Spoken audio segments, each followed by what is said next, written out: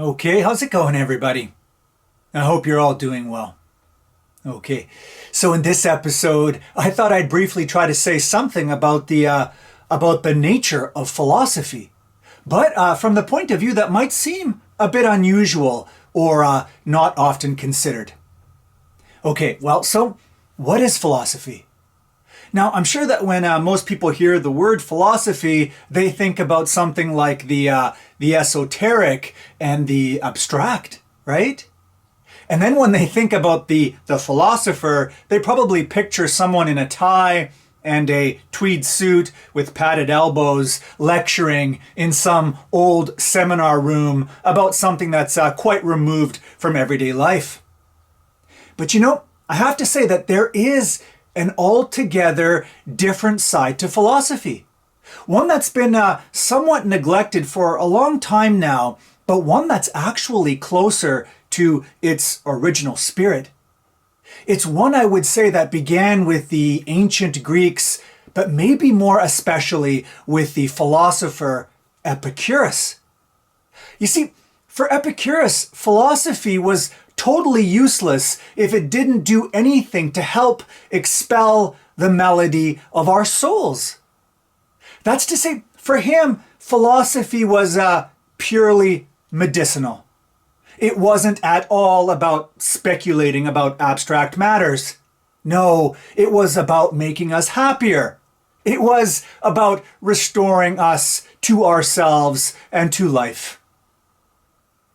Now, one form that this took for Epicurus was learning how to focus in on and safeguard what's most vital in life. Or to put it another way, maybe, for him, philosophy was all about how to get back the simple things in life and so not be plagued and tormented by pursuing things that won't make us happy. You see, according to Epicurus, too many people consume their lives in groundless, empty cares and extravagant pursuits. And so instead, what he did is he counseled taking notice of and pursuing just those basic desires that we have that are natural and necessary. In other words, desires that are related to the real conservation of our life. And therein, he thought, lies our real salvation. Therein lies our happiness. Now, my larger point here is that according to Epicurus, this, and only this alone, is the product of philosophy's teaching. That's to say, philosophy consists not in abstract speculation, but only in knowing what's sufficient for life. It consists in knowing, as the American philosopher Henry David Thoreau would say later, it consists in knowing how to conserve our vital heat in a wiser way than most. Okay, now let's get even a bit more specific here. So what exactly does philosophy do? What does it give us when it, as Thoreau says, when it conserves our vital heat?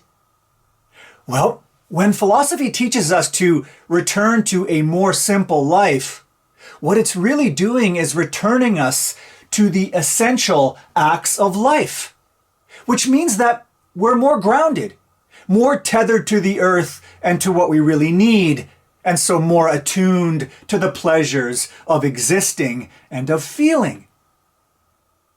In a way, this is something like what the Swiss philosopher Jean-Jacques Rousseau referred to as the sweet sentiment of existence, or as the great joy in mere existence. And this is kind of what Epicurus has in mind. He thought that the point of philosophy was to help us to restore contact with our existence as such. It did this by helping us to remove ourselves from the incessant flow and distractions of life and from our insatiable empty pursuits. And so withdrawn now, free from all of this, totally self-sufficient, we can just be. We can just repose and so experience the natural sweetness of mere life. Actually, Lucretius, a later Roman Epicurean, describes this sort of state beautifully.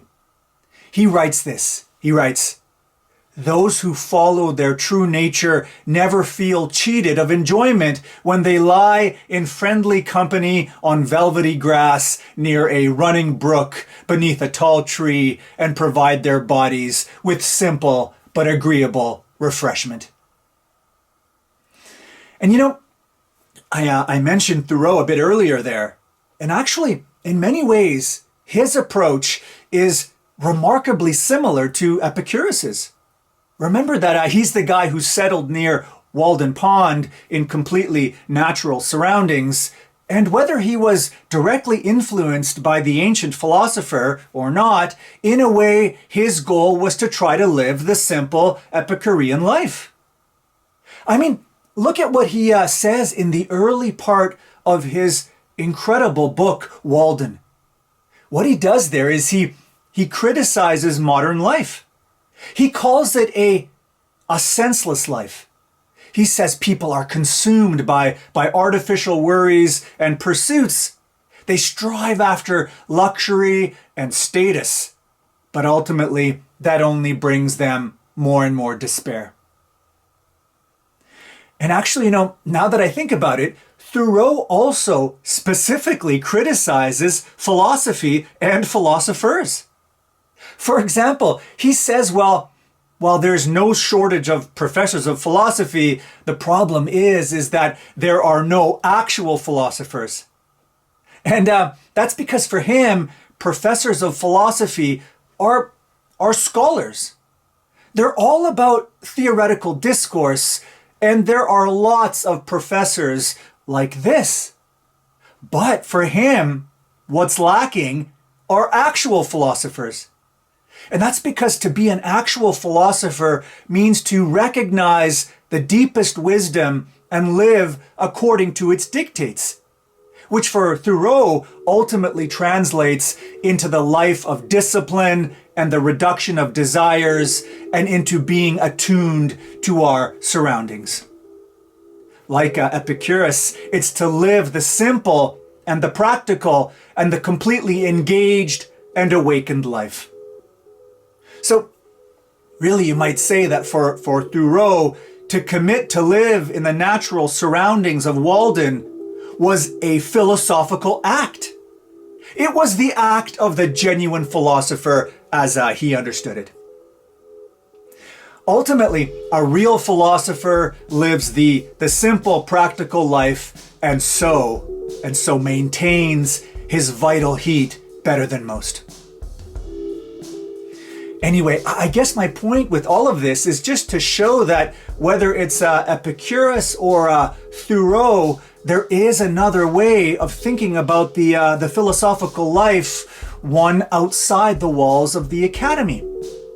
One whose single goal is to try to help us to restore us to ourselves and to the world and to the simple and pure pleasure of existing. Bye for now.